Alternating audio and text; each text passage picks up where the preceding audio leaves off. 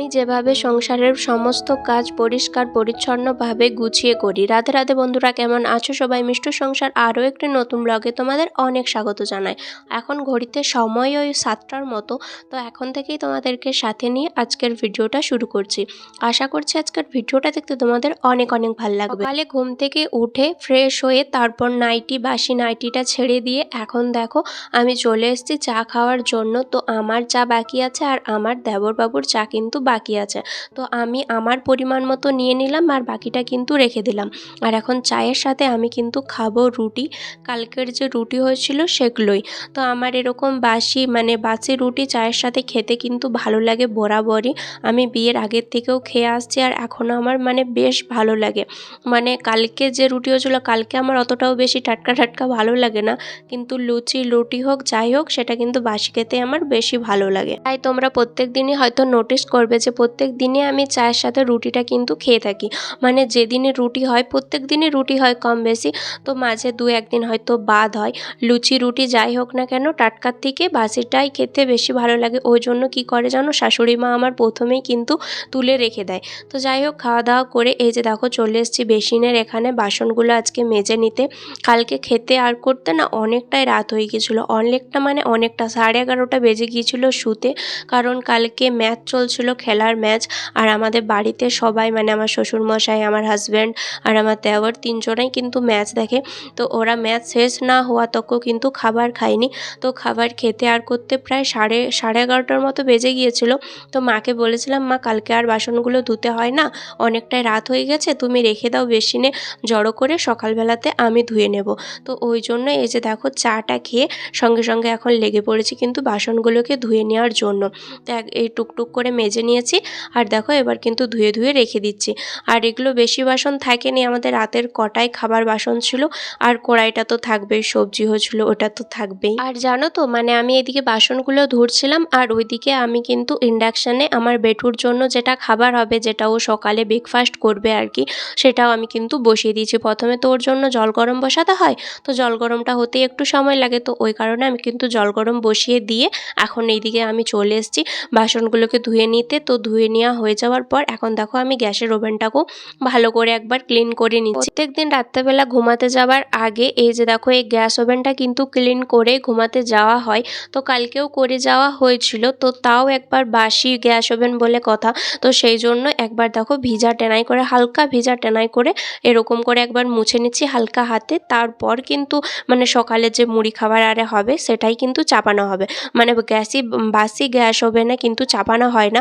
আর এমনিতেও সকালে যেটা চা হয়, বেটুর খাবার হয়, সেটা কিন্তু আমরা গ্যাসে করি না, ওইটা ইন্ডাকশানে করা হয়। সেই জন্য এই মুড়ি খাবার থেকে গ্যাসে তো চালু হয়, তো মুড়ি খাবার আগে কিন্তু একবার করে মুছে নেওয়া হয়, তারপর কিন্তু অন্য কিছু কাজ হয়। মুড়ি খাবার পরেই তো রান্নাতে ঢুকে যায়, তারপর তো রান্না হওয়ার পর তো আবার সেই মুছতে লাগে। তো যাই হোক, এইদিকে দেখো গ্যাস ওভেনটা ভালো করে মোছা হয়ে গেছে। তারপর আমি ভাইয়ের জন্য গিয়েছিলাম এই যে দেখো নারিয়েল পানি আনতে, ডাবের জল আনতে।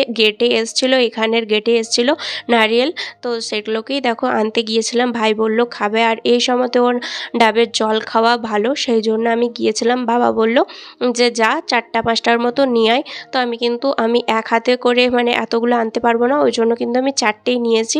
আরও নিলেও হতো, ভাবলাম পরের দিনে আবার যখন আসবে তখন আবার নিব। আর এইদিকে জানো তো ডাবের দামটা ওই দিকের তুলনায়, ওয়েস্ট বেঙ্গলের তুলনায় একটুখানি কম, ওই 30-40 টাকার মতো করে নেয়, কিন্তু আমাদের ওইখানে 80-90 টাকা করে নেয়। কিন্তু এখানে ডাবের সাইজটা ছোট হলেও দামটা কিন্তু অনেকটাই কম। তো যাই হোক, এইদিকে দেখো ডাবের জল আনার পর এদিকে বসে পড়েছি কিন্তু মুড়ি খেতে। আর মা কিন্তু পুরো কড়াই সইতো এখানে টেবিলে নামিয়ে দিয়েছিল, ওই জন্য আমি আমার পরিমাণ মতো কিন্তু মুড়ি খাবার নিয়ে নিয়েছিলাম। আর এইদিকে মা কিন্তু চাপিয়ে দিয়েছিল আজকের সবজি, কারণ আমাদের দুপুরের রান্নাটা একটু তাড়াতাড়ি করতে হয়। আগে তো সবাই জানতে যে অনেক সকালে রান্না হয়ে যেত, কিন্তু এখন যেহেতু ভাই ডিউটিতে যায় না, সেই কারণে কিন্তু আমাদের রান্না হতেও না অনেকটা লেট হয়, প্রায় 12টা 12:30টার মতো বেজে যায়। আর 12টার মধ্যে আমাদেরকে রান্নাটা কমপ্লিট করতে হয়, কারণ বরবাবু আবার খেয়ে দিয়ে 12:30টার সময় ডিউটি যায়। ওই জন্য কিন্তু আমাদেরকে রান্নাটা অনেকটা সকাল করে বসাতে হয়, তাড়াতাড়ির মধ্যে দিয়ে করতে হয়। ওই জন্য আমি ওইদিকে মুড়ি খাওয়ার পর ওইদিকে দেখতেই পেলে হচ্ছে কফি ভাজা হচ্ছিলো, তো সেগুলোকেই তুলে নিলাম।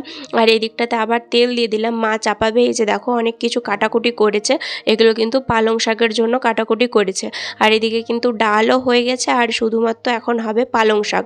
তো পালং শাকটা এদিকে জলেতে এখন ভিজতে দিয়েছে আর ওইদিকে কড়াইয়ে তেল দিয়ে দিয়েছে। আর ওইদিকে দেখো আমি তো কপি ভাজা নামিয়ে রাখলাম। তো কপি ভাজা হয়ে গেছে, এখন শুধু পালং শাক হবে আর কিন্তু হবে ডিম ভাজা। তো মাকে বললাম তুমি হচ্ছে পালং শাকটা চাপিয়ে দাও, ততক্ষণে আমি হচ্ছে যে স্নানটা করে চলে আসি। তো আমি এই যে দেখো মা কিন্তু চাপাচ্ছে পালং শাকটা। প্রথমে এই সবজিগুলোকে এক এক করে ভেজে নেবে, তারপর কিন্তু শাকটাকে লাস্টে দিবে। তো যেমন বলা তেমন কাজ, মা কিন্তু পালং শাকটা অলরেডি করে দিয়েছিল, নামাতেই শুধু বাকি ছিল। আর এখন দেখো আমি কিন্তু নামিয়ে নিচ্ছি।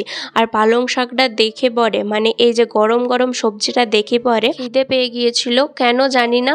হচ্ছে মুড়িও খেয়েছিলাম, তাও কেন খিদে পেয়ে গেল এত তাড়াতাড়ি বুঝতে পারি না। ওই জন্য মাকে বললাম মা আমি আজকে খেয়ে নেবো সবার আগে আগে।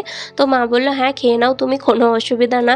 ওই জন্য আমি আমার ভাতটাও কিন্তু এর সাথে মানে আমি বেড়ে নিয়েছি। এমনিতে জানো তো আমার পালং শাক একদমই দু চোখের বিষ, আমি খেতেই পারি না। এটা যদি ঠান্ডা হতো তাহলে তো আমি খেতেই পারতাম না, কিন্তু এই যে গরম গরম একদম উজ্জ্বলন্ত তো একবারে কিন্তু আমি নিয়ে নিয়েছি। যে দেখো ডালটাও আর বাটিতে নিলাম না, একবারে ভাতের সাথে নিয়ে নেব। আর আমি এর সাথে আমি খেতে খেতে কিন্তু আমার ছেলেকেও কিন্তু খাইয়ে দিয়েছি। আর আমি এরকমই মানে উপরের যে ডাল ছিল, ডাল আর ভাতই কিন্তু ছেলেকে খাইছি। আর পালং শাকটা একটু পরিমাণে আর কি ঝাল হয়েছিল, তো ওই জন্য মানে ও খেপাকে আমি দিইনি পালং শাকটা, শুধুমাত্র এই যে এই ডাল আর ভাত ওকে খাইয়েছিলাম। আর জানো তো আজকে 12টা বাজানে আমি ভাত খেয়ে নিয়েছিলাম। আমি আর আমার বেটু খেয়ে নিয়েছিলাম। তো তাড়াতাড়ি খেয়ে নেওয়ার ফলে আমরা কিন্তু তাড়াতাড়ি এক ঘুম দিয়ে দিয়েছিলাম। আর বেটু এখনও অবধি ঘুমাচ্ছে। আর এখন ঘড়িতে সময় ওর 4টের মতো। তো আমার আর ঘুম আসছিল না, আর বাড়ির সবাই এখনও অবধি ঘুমাচ্ছে, আর আমার ছেলেও কিন্তু এখনও অবধি ঘুমাচ্ছে। তো আমি কি করব, এমনিতে সচরাচর দুপুরে আমি কিন্তু ঘুমাই না, ভিডিও এডিটিংয়ের কাজ থাকে সেগুলোই আমি কিন্তু বসে বসে করি।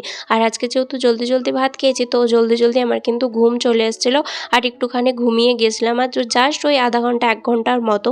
তো তারপর উঠের থেকে ফোনই দেখছিলাম। তো ভাবলাম এখন আমি এই সময়টা কি করব, যাই বেসিনটা অনেক দিন ধরেই নোংরা হয়েছে, সেরকম করে ছাড়ানো হয়নি, মানে ধোয়া হয়নি। মা হচ্ছে কখনো কখনো একবার দুবার হচ্ছে এরকম করে মেজে নেয়, কিন্তু আমার মতো এত ভালো কিন্তু পরিষ্কার মা করে না।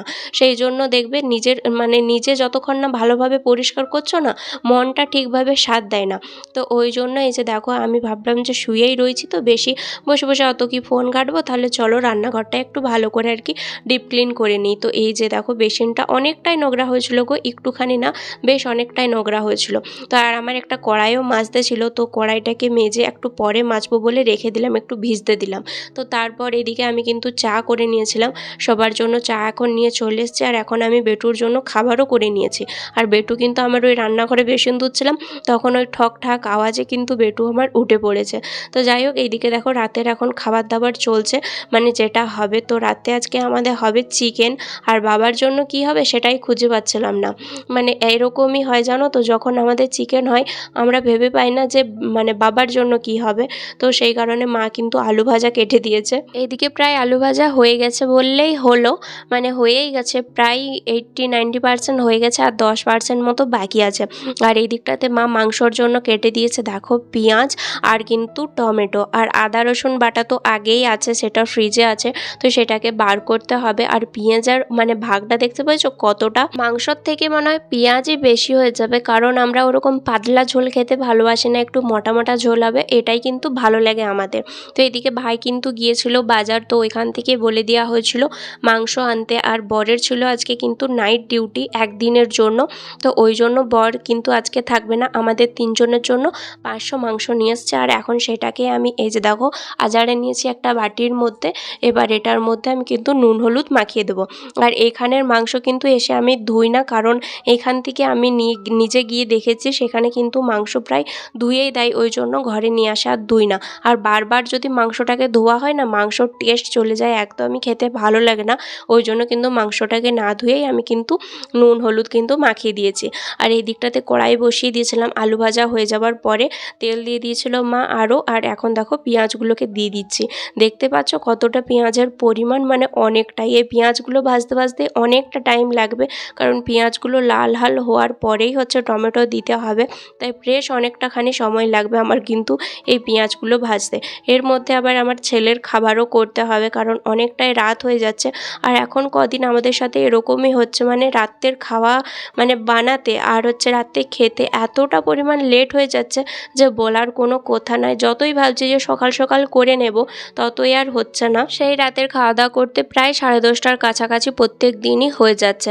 তো যাই হোক, এইদিকে দেখো পেঁয়াজটা ওইদিকে চাপিয়ে দিয়েছি, আর ওইদিকে এখন আমি কিন্তু আদা রসুনটা ফ্রিজ থেকে বার করে নিলাম। আর এইদিকে পেঁয়াজটাকে বেশ মানে অনেকক্ষণ ধরে বা লাল লাল করে ভাজতে হয়েছে, তারপরেই হালকা একটুখানি কালার এসছে। এখনও অবধি কিন্তু টমেটো দিইনি, কারণ টমেটো দিয়ে দিলে তারপর আর কিন্তু মানে পেঁয়াজটা ভাজা হয় না। তো আর আমার কিন্তু মানে তস হয়েছিল না, মানে ধৈর্য ধরছিল না, আর এমনিতেও আমার ধৈর্য অনেকটাই কম। ওই জন্য আর দেরি না করে এই যে দেখো টমেটোটাকে আমি কিন্তু দিয়ে দিয়েছি। আর বাবার জন্য কিন্তু আলু ভাজা হয়েছিল, আর তার সাথে ওই যে দেখতে পাচ্ছ ওই একটা জামবাটিতের মতো ডিম রয়েছে, ওই ডিমটাও কিন্তু বাবার জন্য একটু কারি করে দেবো আর কি। তো আমাদের যেহেতু মাংসর মশলা হচ্ছে, সেই মশলার থেকে তুলে বাবার জন্য একটুখানি রেখে দেবো। তো মশলাটা একবারেই করে নেবো, তারপর বাটিতে তুলে রাখবো, তারপর আলাদা আরেকটা কড়াইয়ে করে বাবার ওই ডিমের কারিটাকে ভালো করে ফুটিয়ে দেবো। তো এখন দেখো আদা রসুনটাও আমি কিন্তু মশলার সাথে দিয়ে দিয়েছি। আর ওই পেঁয়াজটা ভাজতে যতক্ষণ সময়, আদা রসুন ভাজতে তো অতখানি সময় লাগে না। আদা রসুন হচ্ছে ভালো করে সব মশলা দিয়ে পরেও কষা যায়, অতটাও গন্ধ করে না, কিন্তু পেঁয়াজটা একটু কাঁচা কাঁচা থাকলে বাবু ভালো লাগে না। তো যাই হোক, এখন দেখলাম যে বেশ ভালোভাবে কিন্তু আদা রসুনটা ভাজা হয়ে গেছে। তো তারপর এদিকে দেখো এক এক করে গুঁড়ো মশলা আমি কিন্তু সবগুলোই দিয়ে দিচ্ছিলাম। আমি দেখো প্রথমেই এই যে হলুদ আর লঙ্কা গুঁড়ো দিচ্ছি, আর একটুখানি পরে আমি কিন্তু জিরে গুঁড়ো আর ধনে গুঁড়ো দেবো। এখন এই মশলাটা এটার সাথে মিশিয়ে তারপর একটুখানি জল দেওয়ার পর তারপর কিন্তু ওই জিরে গুঁড়ো, ধনে গুঁড়ো আর কাশ্মীরি লঙ্কার গুঁড়ো দেবো। তো বন্ধুরা, এখনও অবধি যারা আমার সাথে আছো, এত দূর পর্যন্ত আমার ভিডিওটা দেখছো, তারা প্লিজ এই ভিডিওটাতে একটা লাইক করে দিও। তোমাদের একটা লাইক আমাকে অনেকটা মোটিভেট করে পরের ভিডিওর জন্য। আর চাইলে আমার চ্যানেলটা সাবস্ক্রাইব করে আমার পাশে থাকতে পারো নতুন বন্ধু হয়ে। দেখতেই পেলে মশলাটাকে আমি বেশ ভালোভাবে এখন কষাচ্ছি, কারণ মশলা যতখানি ভালো কষবে ততখানি কিন্তু মাংসর টেস্ট ততখানি বেশি বাড়বে। তো যাই হোক, এখন অনেকক্ষণ ধরে মশলাটাকে কষাতে হবে। তারপর আবার বাবার জন্য একটুখানি মশলা তুলেও রাখতে হবে, কারণ আবার ভুলে যায় জানো তো, মাঝে মধ্যে যখন আমাদের চিকেন হয় তখন আবার বাবার জন্য মশলা রাখতে ভুলে যায়। কখনো কখনো আবার নতুন করেও জানো তো মশলা করতে হয়। তো এইদিকে দেখো মশলাটা হচ্ছে, আর এই দিকে হচ্ছে এই যে দেখো চিকেন। তো চিকেনের মধ্যে আবার কিন্তু লেগও ছিল, তো সেটাকেও আমরা খেতে কিন্তু খুব ভালোবাসি। আমার তো বেশ চটপটা খুব ভালোই লাগে। আর এদিকে বাবার জন্য কিন্তু ছিল ডিম। তো যাই হোক, এই দিকটাতে দেখো মশলাটা অনেকক্ষণ ধরে কষানোর পর কষানো হয়ে গেছে বেশ ভালোভাবে। আর এখন আমি ওটা বাবার জন্য এখন তুলে রাখছি পরিমাণ মতো। একটা ডিমের জন্য যতখানি লাগবে যতটুকু, তো ততটুকুই আমি কিন্তু তুলে রাখছি। আর এবার আমি কিন্তু মাংসগুলো এক এক করে দিয়ে দেবো। আর জানো তো, একটা বিষয় খুবই খারাপ লাগছিল যে আমার বড়বাবুর জন্য আজকে মাংস হচ্ছে, তো বড়বাবুই হচ্ছে বাড়িতে নেই। সে বলল ওইখানে সে নাকি মাংস খেয়েছে। তো তাও আর কি 2-1 দিন ছাড়াও আমাদের বাড়িতে মাংস হয়, সেটা আবার বড়বাবুর জন্য, কারণ ও এতটা বেশি মাংস খেতে ভালোবাসে, বলার কোনো ভাষা নেই। মানে ফ্রিজে যতদিন মাংস থাকে তত প্রত্যেক দিনই সকাল বিকাল মানে যখনই রান্না করতে কোনো কিছু ওকে জিজ্ঞাসা করি যে আজকে কি রান্না হবে রে, তখনই ও বলে যে মাংস করে দে, মাংস আছে তো ফ্রিজে, মাংস করে দাও। তো এরকমই বলে। তো ওর কথাই কিন্তু আজকে খুব মনে পড়ছিল। ও এখান থেকে ফোন করে বলছে আজকে আমি মাংস খাচ্ছি, তাহলে তোরাও আজকে মাংস খা। ওই জন্য ভাইকে ফোন করে বলে দিয়েছিল, তাই ভাই বাজার থেকে গিয়ে নিয়ে এসেছিল। আর মানে এমনিতে ও না থাকলে মানে কোনো সচরাচর ওর কিন্তু নাইট ডিউটি পড়ে না, মানে দিনের বেলাতে শেষ হয়ে যায়। তো যেদিন পড়ে সেদিন কিন্তু মা ইচ্ছা করেই করে না, কারণ মা বলে যে আমার ছেলেটা খাবে না আর আমরা সবাই খাবো। আর সত্যিই তা, মানে ঘরের কেউ না খেলে মানে খেতে ঠিক ইচ্ছা করে না। তো যাই হোক, খেতেও আজকে কিন্তু অনেকটাই লেট হয়ে গেছিলো। আর এই যে দেখো গরম গরম কিন্তু মাংসর ঝোল, আর এর সাথে ছিল কিন্তু একদমই ঠান্ডা ঠান্ডা রুটি, আর তার সাথে কিন্তু ছিল একটা পেঁয়াজ, আর ছিল কিন্তু আলু ভাজা। তো বাবার খাওয়া হয়ে গেছিলো, আর ভাই ওই দিকটাতে আমার পাশে বসে খাচ্ছিল, আর আমি বেটুকে এইমাত্র ঘুম পাড়িয়ে আসলাম এখন খেতে। তো চলো আজকের মতো আসি, দেখা হবে কালকে।